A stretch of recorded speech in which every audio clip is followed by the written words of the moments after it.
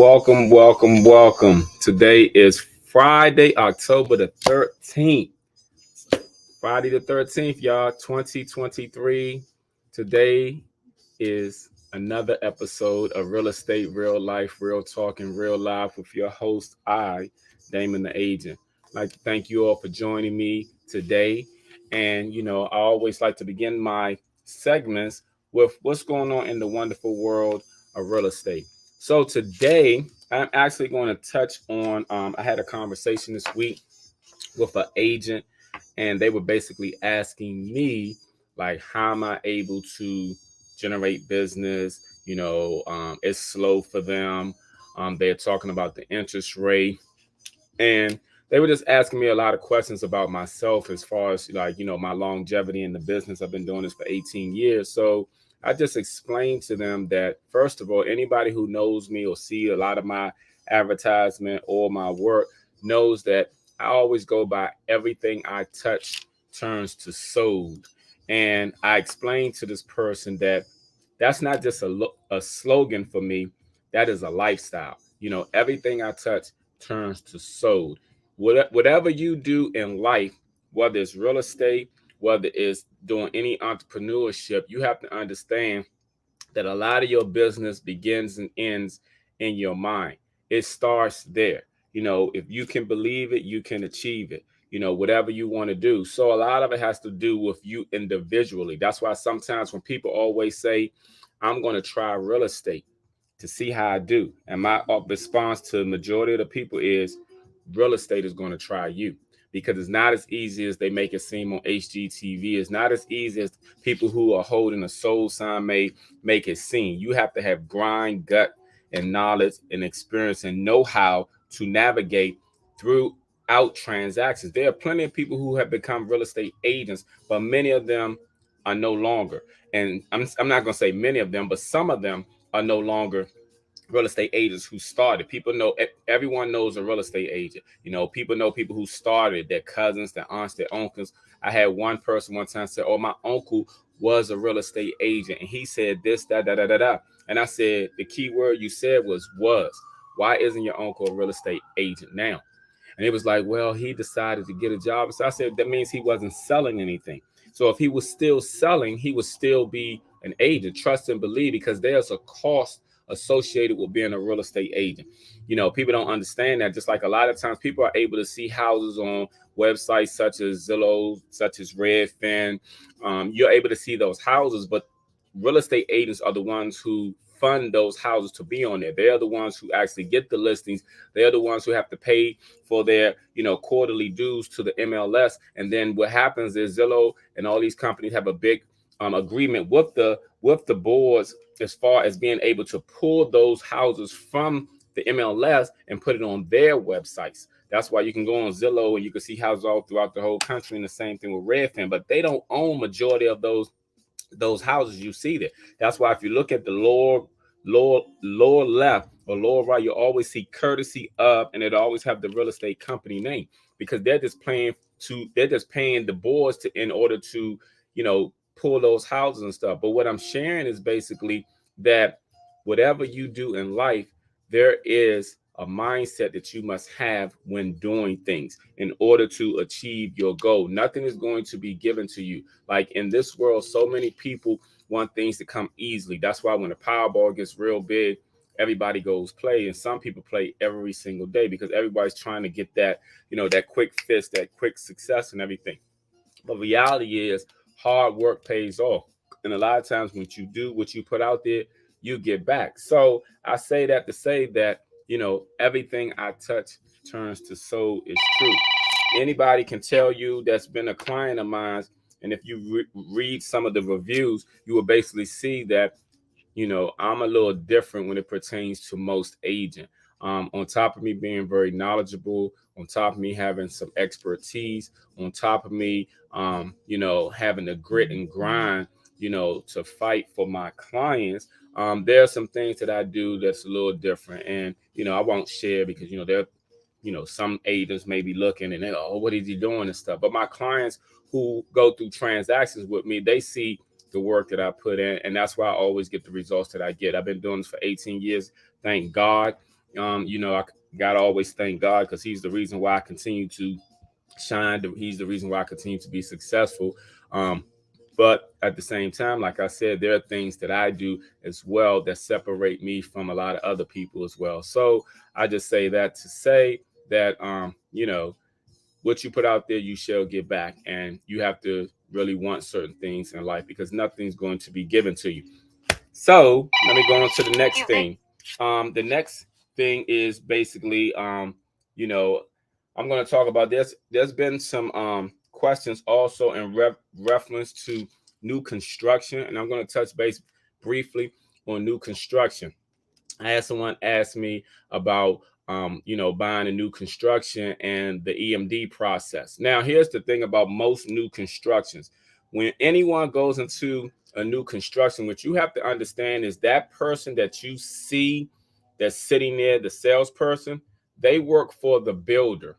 They work for the builder. They do not work for the people who are walking in to tour the model home. They work for the builder. Okay. It is always best to get your own realtor, when you want to tour new constructions, because there are a lot of people who have lost a lot of money as far as putting down EMDs with new construction, and they can't get it back because they don't know how to get it back because they thought when they walked in there and then they fell in love with the model home, which is normally one of the most priced homes and a lot of times has all of the amenities, and then they put a contract down, and even when they don't qualify, they'll tell many people, oh, well, you have months to qualify.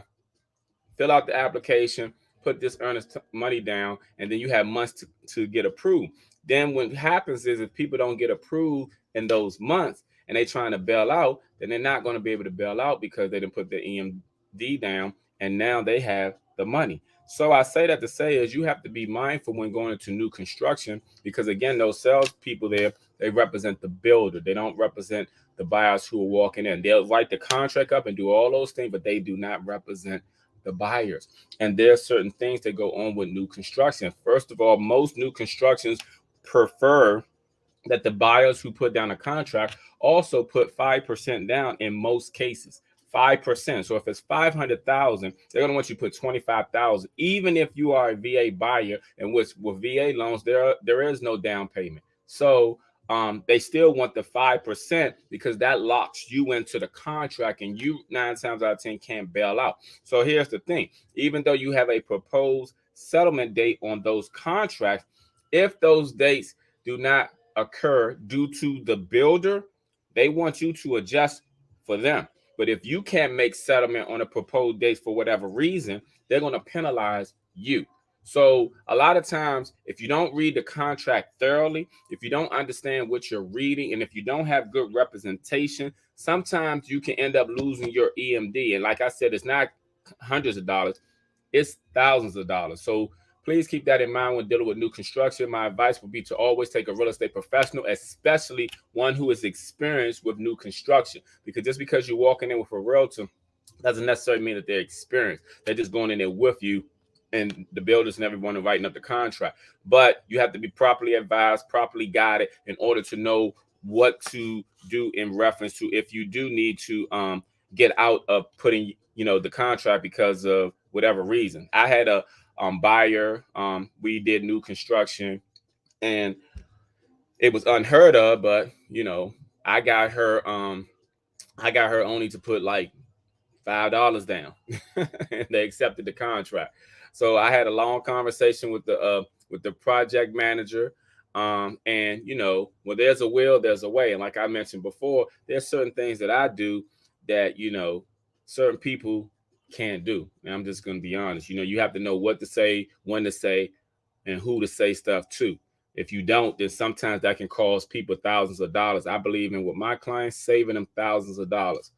So I try to represent all of my clients like I'm representing myself. And anyone who knows me, that I don't take anything from people when it pertains to representing myself, regardless of where I'm at or where I go. I ask a lot of questions, and I ask these questions for a reason. I'm not asking questions to step on anyone's toes, but I'm always looking for what's in the best interest of myself. So when I'm representing my clients, I'm always looking at what's in the best interest of my clients. So I'm always trying to give them the upper hand when it pertains to them either buying or selling real estate. So just make sure that you also know that when you're out there and you are looking to buy new construction or any type of property, that you are basically getting the proper representation for yourself. Else, it could cost you thousands of dollars. So I just wanted to say that as well. Now I have my segment right now, which is called Q&A, which is question and answers. The Q&A section, has been very popular, in which people have either text or called in their questions about real estate. So I've been able to answer a lot of those. So my thing is, though, if you have any questions or answer, please feel free to call in, or I'm sorry, not call in, text or post your message, and then I'll see them and then I will answer them accordingly. A lot of times people usually have the same question. So because they normally have the same question, it's always good that I do this, because I address a lot of people's issues with them. So if you have any Q&A, please send them in and I will begin to, I'm sorry, I clicked the wrong thing. I will begin to address them. I had a Q&A. I'm trying to see where is it at real quick so I can answer it. Hold on. Okay. Hold on.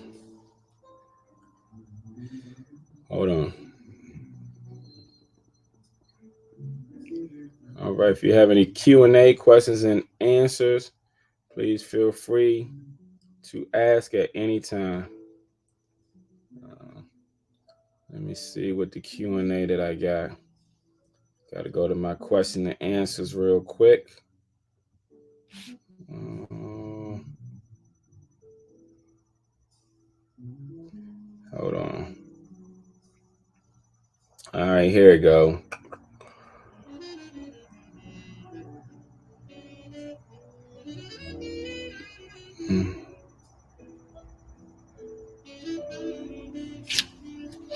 All right. I think I answered this question before, but I'm going to ask it again because the person is asking. The question is, if me and my boyfriend want to buy a house and he has the money and I have the credit, can we still buy a house? Me and my boyfriend want to buy a house. He has the money and I have the credit. Can we still buy a house? That's a good question. I remember when I bought my first house, that was the situation with me. I had the money. The person I was dealing with had the credit. I'm sorry. Yeah, had the credit. And I actually had credit too, but unfortunately at that time I had like child support on my credit, which was back in 2001, I believe it was, or 2000. But long story short is, yes, you can still buy a house. If one person has the credit and one person has the money, the person who has the credit is the person who has to get financed. The person who has the money can always gift that person the money. Like, for example, let's say you needed money for your down payment and closing costs, and your boyfriend was going to pay for your down payment and closing costs. You can, and you're able to get qualified based off your credit, your annual income, and your debt to income ratio. You're able to get approved. You just don't have the money for the down payment and closing costs. Your boyfriend can gift that. Underwriter is going to want to see proof of where the money is coming from. So your boyfriend most likely will have to send it through the bank account so they are able to trace that to you. So if he's able to wire you or write you a check, and then you have the down payment and closing costs, yes, and then you can add your boyfriend to the deed. That would have to be done by the title company. You would just have to let them know you want to add your boyfriend to the deed, and then what ends up happening is they'll have you all sign something as settlement, adding him to the deed, and then you can purchase your home. So that is a very good question. Let me see. Let me see if I got any more questions. All right. So let me see. That's a very good question. All right. Let me see this one right here.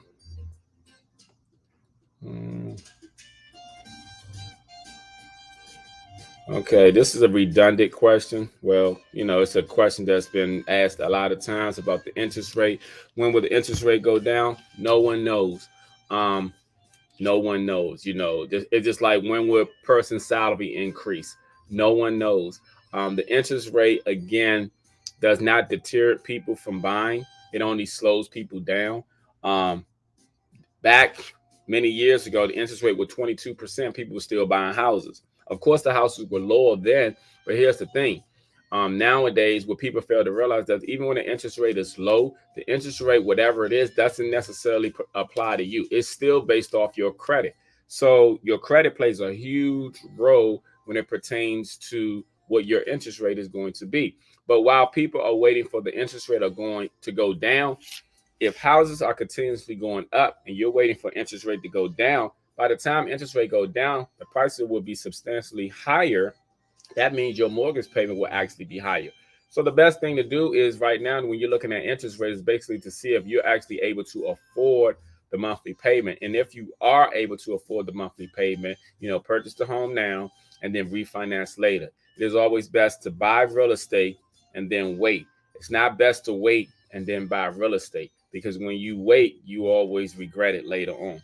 So a lot of people are put in bad position. And then on top of that, if you buy now and you refinance later, you most likely you will gain equity in the home. And with the equity, that means that is cash available to you, the homeowner. So always buy real estate and then wait.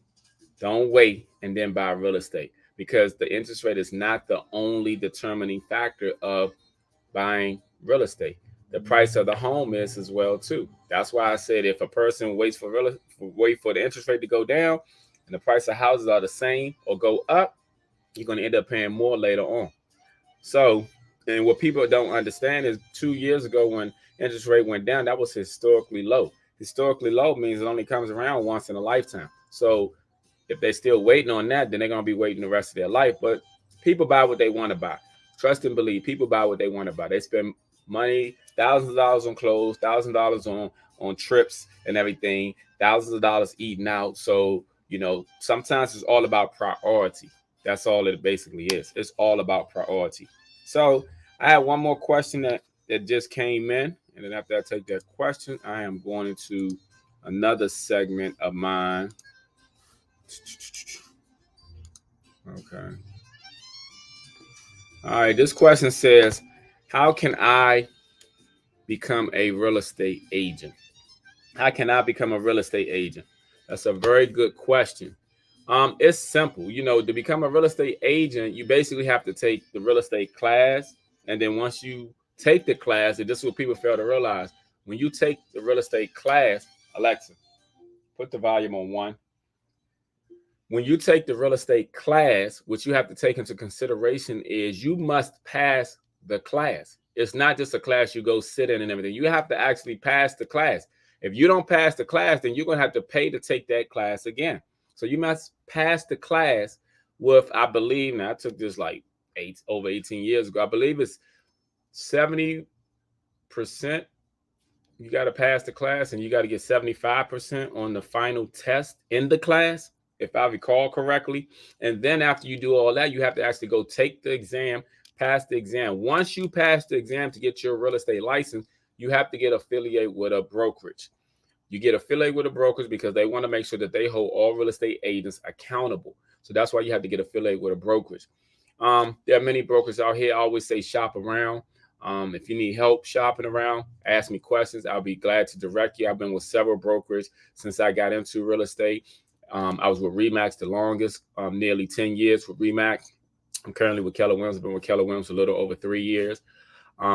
Prior to Remax, I was with a company called Exit. So I would strongly suggest that if you want to get into real estate, I would say Google. Now, if you're in the DMV area, I can point you to a local company that many companies have real estate classes that they offer.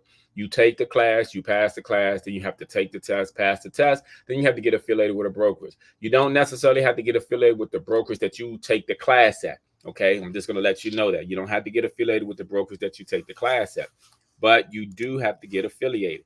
And then there's a small startup cost when it pertains to becoming a real estate agent. So don't let that scare you away. But yes, so that's how you get into becoming a real estate agent. Google real estate classes. Once you Google real estate classes, once you go there, they'll be able to direct you from everything else because you take the class there. After you take the class, you take the test. After you take the test, you get affiliated with a brokerage. And once you get affiliated with a brokerage, then you have to begin your career in real estate. So I just say that to say, good questions. I'll be right back.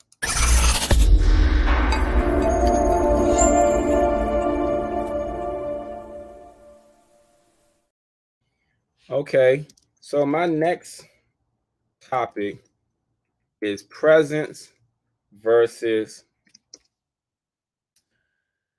your mental presence. I'm sorry, presence versus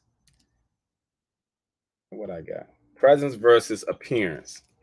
That's what I had. Presence versus appearance. And this is just to talk about a lot of last week I talked about daddy issues a little bit. And when I talked about daddy issues, I mentioned about that there's sometimes men who are in the house but not of the house. I didn't elaborate on that, and I'm going to elaborate on it a little bit. And I also want to talk about like when people are with people as far as in relationships. Like some people are non-existent. Like some fathers are non-existent. And an example I can give you, like just because a person is there physically doesn't mean that they're there mentally. And what I mean by that meaning, like just being there physically alone is not good enough. It's not good enough when a lot of times people think that, oh, I was there, but you weren't there. For example, let's say two guys go into a bar and then one guy gets into a fight. And then that one guy who got into a fight, he's getting jumped. But the other person who came with him doesn't intervene. Now, the person who came with him is there physically, but his presence means nothing because he did not intervene. He did not help. His presence wasn't felt. Same thing matters when you have let's say, a parent in the household who doesn't interact with their kids, but they're there. They don't talk to them. They don't interact with them. They don't do anything in them, but they're physically there, but they don't do nothing with them. It's a huge difference. Same thing in a relationship. Let's say a person, like I had a female years ago who was like, oh, I'll ride with you. And I said to her, I don't need you to ride with me. I'm good riding by myself. If my car stops and I run out of gas, are you going to walk with me? Are you going to be supportive with me to say, oh, you know what I'm saying?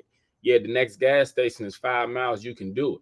Because if you ain't doing any of those things, I don't need you just to ride with me. See, some people think their presence alone is good enough, but it's not. You know what I'm saying? Presence is just present, meaning you're there. It's like when you go into let's say a lounge or a club or a restaurant, and it's a whole bunch of people around there. All those people around there, they're there physically, but guess what? It's not impactful to you in your life because it doesn't matter. See, the person who matters in that restaurant is that waiter or waitress who's coming to serve you, those cooks in the back who's fixing your food, that bartender who's fixing your drink, and the person that you're there with at that restaurant. Those are the people matter because their presence is being felt. I'm talking about presence versus appearance because some people think just because they're there that they're there when they're really not there. And the reason why they're really not there is because a lot of times they don't open up their mouth to even be there. That's why your mental presence matters more so than your physical presence. Because there have been plenty of times I've been to places and people say, oh, you didn't see me. I was right there. And you know what I said to them? You saw me? And they was like, yes. I said, why didn't you speak to me? Because here's the thing. If I saw you, I would have spoken to you. But obviously I was looking at something else. So what I mean by that is meaning their presence was there, but their mental wasn't there. And physically being there is not good enough because it's not impactful enough. Just like when I gave the example about the two guys walking into a bar and one gets into a fight and then he gets jumped, but the other person who came with him is not helping him out. He watched them get jumped. You understand? He might as well not even came.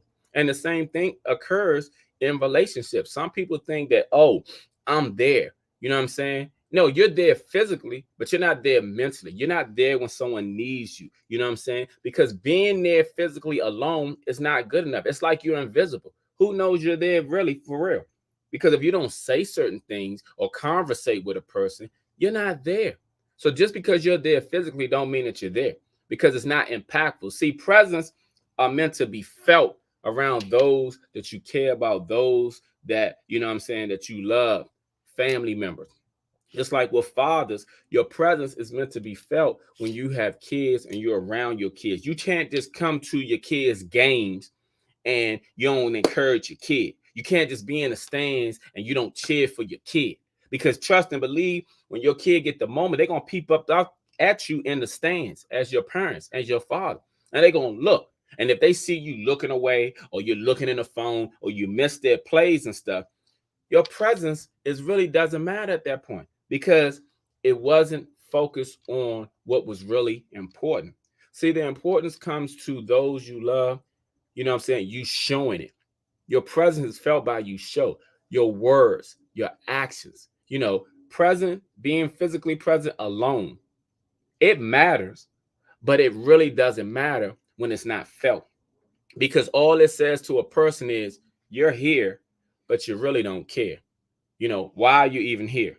And I just say that to say that when it pertains to people being present, your presence is there, but your mental is not there. The moment you open up your mouth, that's when you're there. That's why they always say the power of life and death is in the words that you speak, because you can speak life into your situation wherever you go, and you can always speak death into your situation wherever you go. But what comes out your mouth determines a lot of the outcome of what's going to happen, what has happened, or you know, what should have happened. So just remember, when it pertains to your presence is just your presence, but your mental triggers and activates of your physical being there in the presence. So just know that being there alone is not always good enough. You have to be impactful. And this goes for fathers, this goes for people in relationship, this goes for people who are good buddies and, hanging together. You know what I'm saying? What good is it to be there physically with someone, but you're not there mentally with them? That's not good at all. The most memorable things is what you do with a person. People remember what you said and what you did for them. They don't remember what you had on all the time, but guess what? You can be there right there with them. They ain't going to always remember what you had on, but they're going to always remember how you made them feel and what you did and what you said. That is more impactful than any presence of somebody being there sometimes. So I just wanted to say that, because I think far too many times people seem to get the misconception that, oh, I was there physically. I was there. How were you there? Explain that. Because how are you there? Just being there physically, it's not enough. Fathers, if you're in the house and you're playing video games all the time and you don't talk to your kids, you're not interacting with your kids, it's not good enough. People in relationships where you're just there, y'all like roommates, y'all don't even speak. Y'all there physically, but y'all not there. To even friends who go hang out and you leave your friend, your buddy. No, presence are meant to be impactful with the people that you care for and that you love. So understand that your presence alone is just your presence alone. Being there physically and being there mentally are two different things. But when you're there physically and mentally, it's a game changer. So I just wanted y'all to understand that make your presence felt by being mentally activated, so that when you're with your loved ones or whomever, that they feel your presence. That's been another one from Damon the Agent. All right, I'm going to come back with the recap.